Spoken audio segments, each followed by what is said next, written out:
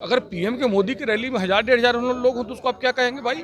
और उन्होंने जो रूट सेलेक्ट किया भट्टाचार्य रोड से लेकर चूड़ी बाजार, तो चूड़ी बाजार में तो हजारों लोग वैसे ही रहते हैं और इसीलिए चेंज हुआ है। एग्जैक्टली वो होगा क्योंकि उनके पास जनता नहीं है। अटल जी आए तो पेंशन बंद कर दिए, ये आए तो नौकरी बंद कर दी। ये प्राइवेटाइजेशन को ज़्यादा लाइक किए, रेलवे बेच दिए, टेलीफोन बेच दिए, एयरपोर्ट बेच दिए, क्या नहीं बेचे। कांग्रेस बना के रखी, बेच दिए। ये आए कहते ना कि हम आएंगे झोला लेके चले जाएंगे, ये हारेंगे झोला लेके अपना चले जाएंगे संन्यास के लिए। जब आप 10 साल में झूठ बोलेंगे और जनता के लिए 2 करोड़ का वादा किए थे बिहार के छात्रों के लिए और रेलवे में नौकरी की बात किए थे, तो झूठ जब बोल लेता है हद से ज़्यादा ना तो रोड शो करने आना पड़ता है। तो मैं चैलेंज करता हूँ कि अगर उसको लगता है कि वीवीपैट सही है तो मेरे सामने लेके आ जाए, अगर गलत लगता है तो मैं दोषी होऊंगा और अगर सही मैंने बोला तो वो दोषी होगा। ये चैलेंज स्वीकार करे। एक सॉफ्टवेयर इंजीनियर उसको चैलेंज कर रहा है कि वीवीपैट सारे फसाद की जड़ है। नमस्कार, मैं प्रवीण और आप देख रहे हैं डेमोक्रेटिक चरखा। देखिए 2024 लोकसभा चुनाव की सरगर्मियां तेज है।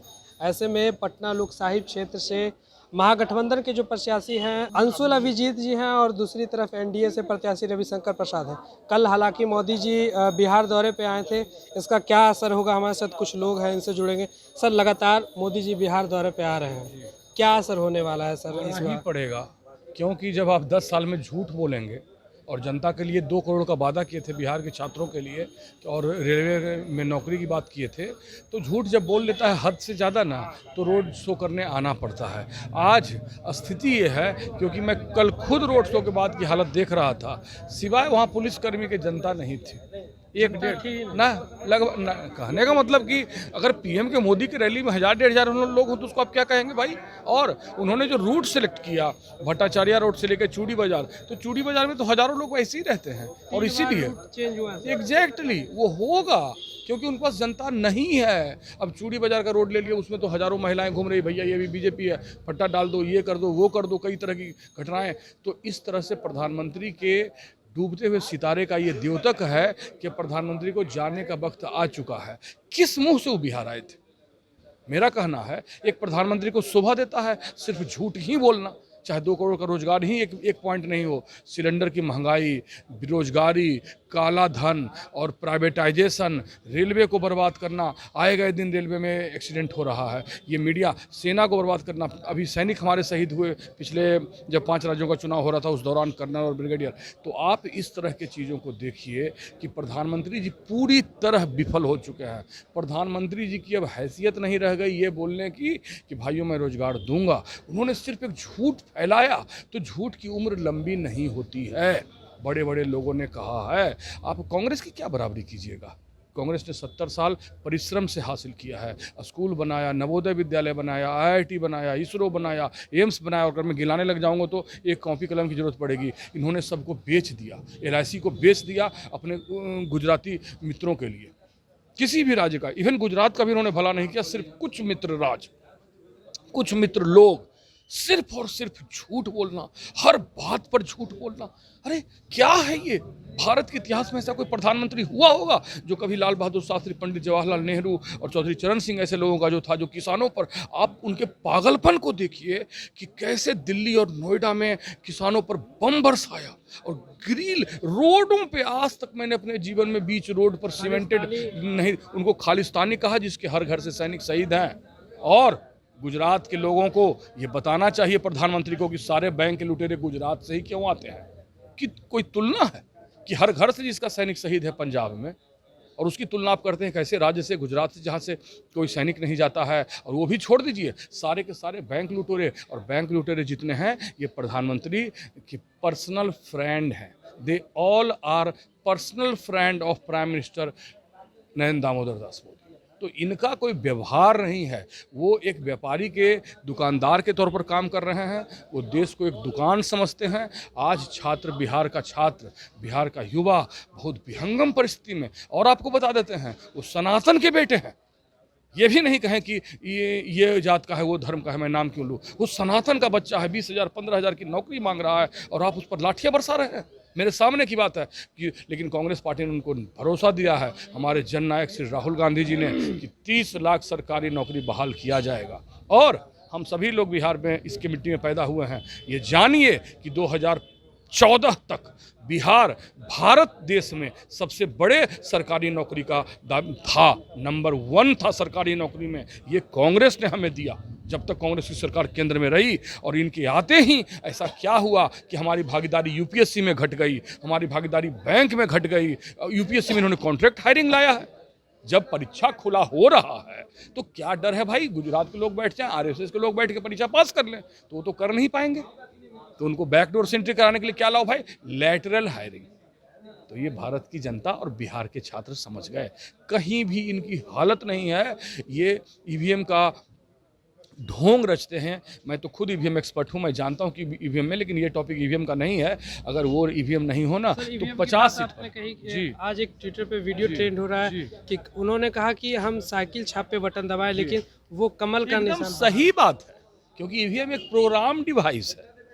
ईवीएम के बारे में आप जानिए कि जो बीच में वीवीपैट लगा हुआ है, तो वीवीपैट जो पर्ची लगी हुई है, तो आप उस जगह पर प्रिंटर क्यों नहीं यूज करते हैं जब पर्ची ही दिखाना है? तो आप, हमारा एक सवाल है, जब हमको पर्ची ही दिखाना है तो हम प्रिंटर क्यों नहीं यूज करेंगे, वीवीपैट क्यों यूज करेंगे? क्योंकि वीवीपैट में चिप होता है, माइक्रो कंट्रोलर।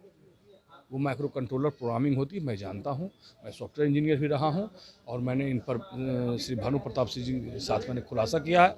मैंने दिग्विजय सिंह जी को भी कई बार ऐसा अपना जानकारी रखा है उनके सामने।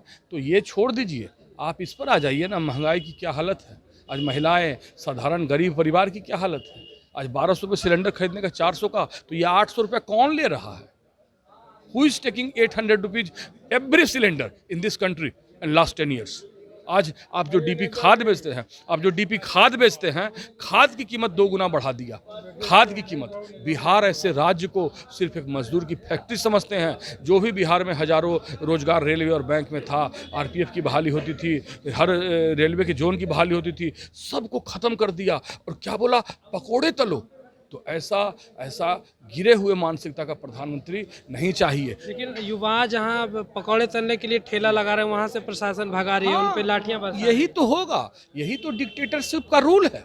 डिक्टेटरशिप कहता क्या है कि अगर आप हमारा विरोध कीजिएगा, आज आप लोग ऐसे स्वतंत्र मीडिया हैं, और मुझे गौरवान्वित महसूस होता है आप लोग ऐसे मीडिया से बात करके कि आप लोग उससे नहीं डरते हैं और खुलेआम आते हैं बताने के लिए, और हम अपनी राय रखते हैं। नहीं तो बहुत बड़ी बड़ी मीडिया ने अपना ईमान और धर्म दोनों बेचा है, और उन्होंने देश के साथ गद्दारी किया है। लेकिन आप लोग ऐसे मीडिया को रहते हुए किसी कीमत पर प्रधानमंत्री और उनके जो बिजनेस व्यापारी दोस्त हैं, उनकी जो मिली भगत है, वो जो देश लूट रहे हैं, ये बातें छिपेंगी नहीं, क्योंकि आप लोग ऐसे स्वतंत्र मीडिया भी इस देश में उपलब्ध हैं। आज इमरजेंसी लगा हुआ है, किसी बड़े मीडिया की हिम्मत है ये बोलने की? क्योंकि जब इंदिरा गांधी ने इमरजेंसी लगाई होगी, उस समय इमरजेंसी मीडिया की आज़ादी थी, मीडिया ने ये वर्ड यूज किया इमरजेंसी। आज आप इमरजेंसी वर्ड नहीं यूज कर सकते हैं, जबकि लगा हुआ है। इमरजेंसी में होता क्या था, किसी नेता ने अगर उनके काले कारनामों को खोल किया तो उसको अरेस्ट कर दो।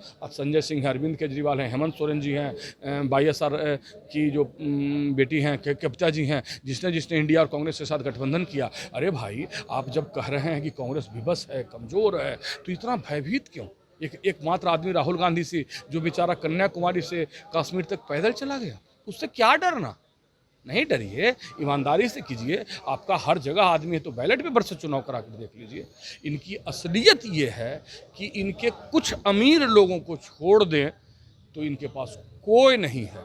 और अगर ईमानदारी से चुनाव हो, और चुनाव इलेक्शन कमीशन को मैं चैलेंज करता हूं कि अगर उसको लगता है कि वीवीपैट सही है तो मेरे सामने लेके आ जाए, अगर गलत लगता है तो मैं दोषी होऊंगा, और अगर सही मैंने बोला तो वो दोषी होगा। ये चैलेंज स्वीकार करे। एक सॉफ्टवेयर इंजीनियर उसको चैलेंज कर रहा है कि वीवीपैट सारे फसाद की जड़ है। वीवीपैट इंटेंशनली घुसाया गया है बेईमानी करने के लिए, वोटों को परिवर्तन करने के लिए। The sole purpose of the VVPAT is to change the vote. It's a criminal offence. तो हम आपको बताना चाहेंगे कि इनके पास कोई आदमी नहीं रह गया है। और इस बार तो ये गंभीर हालत हुई है कि चाहे ये वीवीपैट यूज कर लें, चाहे कुछ भी यूज कर लें, इसके बाद भी इनका सफाया तय है। क्योंकि अब इनको वोट ही नहीं देगा तो आप मैनिपुलेट क्या कीजिएगा? स्थिति बहुत गंभीर है। पूरे दक्षिण भारत में बीजेपी का नाम लेने वाला नहीं है। पंजाब में घुस नहीं पा रहे हैं गाँव में, हरियाणा के गाँव में घुस नहीं पा रहे हैं। इनकी ये स्थिति है। हिमाचल प्रदेश में क्या चल रहा है? तो आप देखिए। और हम सभी लोगों के साथ आप खड़े हैं, आपके ऐसे सम्मानित मीडिया खड़ी है, तब तक हम लोग भी खड़े हैं और देश की सेवा में रत हैं। और हम आप लोगों से निवेदन करते हैं कि डॉक्टर अंशुल अभिजीत जी जो कैम्ब्रिज के ग्रेजुएट हैं, उनको विजयी बनाने में आप लोग मदद कीजिए और देश की रक्षा कीजिए। जय संविधान, जय भारत। इस बार भाजपा नारा दे रही है सर, अब की बार 400 पार, तो क्या 400 पार जाएगा? ये 400 पार की नारा ये दिया है तो ज़रूर, लेकिन ये 200 भी टारगेट पूरा नहीं करेगा, नहीं करेगा तो? नहीं पार करेगा। इसलिए नहीं करेगा कि राजपूत समाज भी इन लोगों से नाराज़ है, युवा समाज नाराज़ है, किसान समाज नाराज़ है, मैंने बहुत सारे लोग जो हैं इनसे नाराज़ हो चुके हैं। और नाराज़ी के बजाय सीट कहाँ से आएगा? जब वोट ही नहीं पड़ेगा तो सीट कहाँ से आएगा आपको? 400। नीतीश जी के गठबंधन से इधर से उधर होने पर भी वोट का मैंने बहिष्कार हुआ। ये केजरीवाल जी को जेल डालने से हुआ। मैंने कहीं न कहीं नीतीश जी बड़ा चिंता में नजर आ रहे हैं। तो चिंता में रहेंगे ना। अब तो चिंता उनको करना ही है, एक तरफ से दूसरे तरफ, दूसरे तरफ से तीसरे तरफ करेंगे, आखिर चिंता का तो विषय बनेगा ही। एक तरफ रहिएगा कहीं भी तो स्थिर रहिएगा। प्रधानमंत्री का सपना देख रहे थे? प्रधानमंत्री का सपना देख तो रहे थे जरूर, लेकिन अगर गठबंधन में इधर होते तो रिजल्ट होने के बाद देवगौड़ा जी नहीं बनाए सरकार, देवगौड़ा जी प्रधानमंत्री नहीं बने। अब गठबंधन में तो पहले रहते, तब ना प्रधानमंत्री का उम्मीदवार का भी प्रधानमंत्री का निर्णय हो गया। इधर इंडिया गठबंधन में तो नहीं हुआ है निर्णय कि अभी प्रधानमंत्री। जहाँ पूरे देश में बेरोजगारी चरम पे है, वैसे में प्रधानमंत्री हर जगह जाकर राम मंदिर का मुद्दा सबसे पहले उठा रहे हैं, तो ऐसे में कैसे देखते हैं? देखिए, बेरोजगारी का मुद्दा तो सर्वप्रथम है। बेरोजगारी और महंगाई, युवा वर्ग ठगा सा महसूस कर रहे हैं। जो वैकेंसी रेलवे में होती थी, पुलिस विभाग में होती थी, स्वास्थ्य विभाग में होती, सब नौकरी इन्होंने क्लोज कर दी। अटल जी आए तो पेंशन बंद कर दिए, ये आए तो नौकरी बंद कर दी। ये प्राइवेटाइजेशन को ज़्यादा लाइक किए, रेलवे बेच दिए, टेलीफोन बेच दिए, एयरपोर्ट बेच दिए, क्या नहीं बेचे। कांग्रेस बना के रखी, बेच दिए। ये आए, कहते ना कि हम आएंगे झोला लेके चले जाएंगे, ये हारेंगे झोला लेके अपना चले जाएंगे संन्यास के लिए। क्या नाम हुआ चाचा आपका? मेरा नाम हुआ राजेंद्र चौधरी। मैं अनुसूचित जाति विभाग का उपाध्यक्ष हूँ बिहार प्रदेश कांग्रेस कमेटी में। क्या इस बार मुद्दे होने वाले हैं जनता के बीच? क्या मुद्दे लेकर आपके प्रत्याशी जाएंगे? क्या आप एक आम नागरिक के नाते क्या मुद्दे होने वाले इस बार? क्योंकि भाजपा कह रही है अब की बार 400 पार। भाजपा कह रही है 400 पार, हमारे राहुल जी कह रहे हैं कि 150 पार से कर जाए तो इसकी मैं गारंटी लेता हूँ। भाजपा का 150 भी नहीं, 150 भी पार कर जाए तो मैं इसकी गारंटी लेता हूँ। अब यही दुविधा वाली बात हो गई। ये प्रधानमंत्री होके कोई भी आदमी देश का ये कहेगा कि हम 400 पार कर रहे हैं, ऐसा दे रहे हैं। ये गारंटी ले रहे हैं कि 400 पार 400 पार। ये डेमोक्रेसी में ऐसा हुआ है क्या? ये डेमोक्रेसी है ना, हमारा भारत क्या है? डेमोक्रेसी है, प्रजातंत्र है। प्रजातंत्र में कभी भी जनता किसी को इंश्योरेंस नहीं देती कि आप ही को मैं प्रधानमंत्री मानूंगा।